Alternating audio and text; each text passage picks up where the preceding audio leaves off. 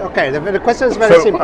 I'm Yiannis Exarchos. I'm the Chief Executive Officer of Olympic Broadcasting Services. The organization is responsible for doing the coverage of the Olympic Games for all media, for traditional television, digital and so on, and provide this coverage to all the media rights holders around the world. This is a massive operation. It's in the summer edition of the Games, it's the largest audiovisual production in the world. But even here in Milano, Milano Cortina, we will be producing more than 6,000 hours of content in order to feed all existing platforms.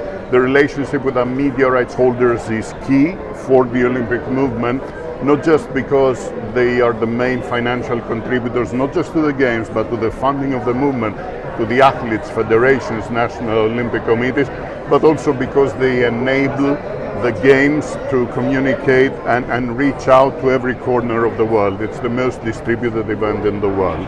So this is the job that OBS does on behalf of the International Olympic Committee. We're an organization that is controlled by the International Olympic Committee, but we work every day with some of the major broadcasters and media companies of the world. You started on London, I saw, but it was very different.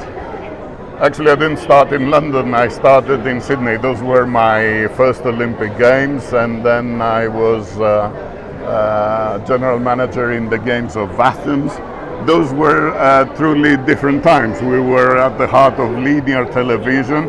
The transition to digital in terms of technology was just starting at the time, but after Beijing and after London, this has accelerated. So I spoke before about the amount of content. You know, back in Athens, we produced 3,300 hours of content, which was more or less the duration of the competition.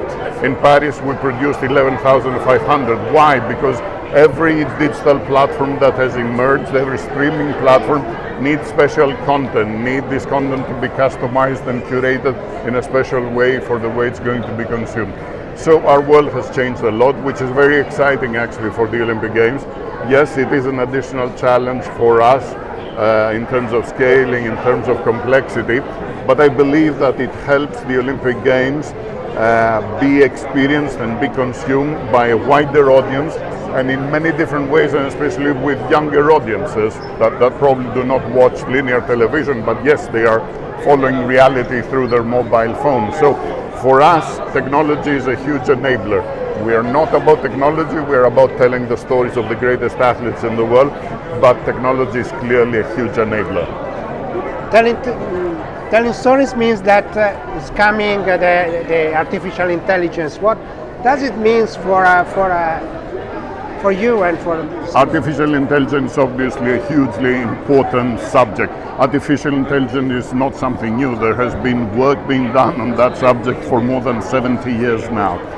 In OBS, we have started working with artificial intelligence possibilities almost 10 years ago, precisely because we saw into artificial intelligence the capacity to have tools that will enable our job to become more efficient. The job that we do is complex, and it has huge volumes. So there we saw a possibility about efficiencies. Now, as artificial intelligence started progressing with the introduction of large language models and so on, we also saw an opportunity to find smarter ways, more intelligent ways, and more exciting ways of creating engaging content. And this is why we have worked on introducing things that were not possible before, like the 360 replay almost on a live basis, generating almost automated type of stories to help the editors. So all this kind of thing, and now I would say that we're at a level where AI is offering a lot of things. However, it does not substitute human creativity. It does not substitute, the best producers in the world that know the sports inside out, and also that understand human feelings. For us, the Olympic Games is the great stage of generation of positive human feelings.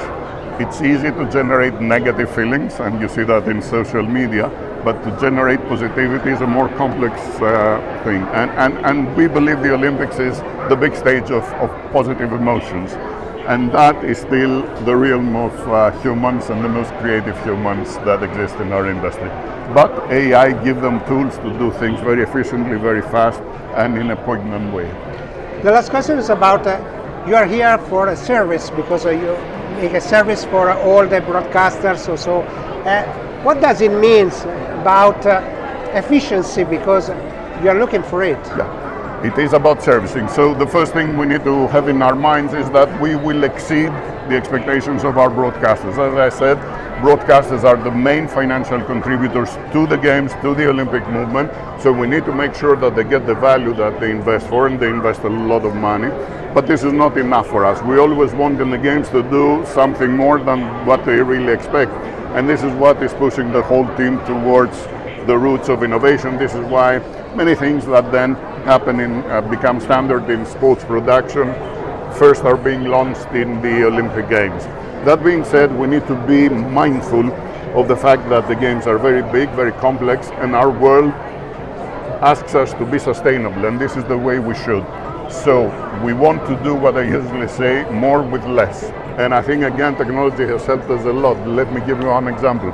This International Broadcast Center, yes, a very big facility, but it is 30% smaller than what it was in Beijing, where they also had one sport less.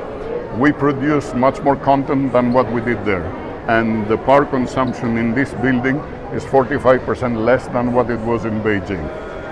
In Los Angeles, we will have an International Broadcast Center which will be almost half of what it was in Rio. We will be producing 2 times the amount of content, probably many more people will be consuming it, and we will have 60% less consumption of power. So these are very, very concrete examples of how to make broadcasting sustainable and efficient, because there is, yes, huge hunger for content, for specialized content, but we want this to be done in a smarter way than in the past. Thank you so